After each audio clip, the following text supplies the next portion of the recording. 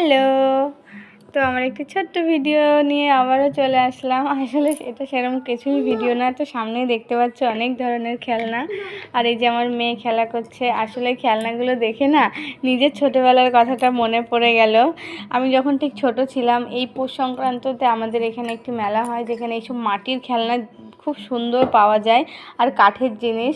তো আমি যখন ছোট ছিলাম, মাও এরকম মেলায় গিয়ে এরকম সুন্দর সুন্দর খেলনা, এই যে ঢেকি, তারপরে যে রুটি বেলনাটা আমার তো খুব পছন্দ হয়েছে। মানে বললাম না, নিজের ছোটোবেলার কথাটা মনে পড়ে গেল। তো কুলো বাচ্চাদের খুব সুন্দর সুন্দর, এগুলো খুব সুন্দর পাওয়া যেত।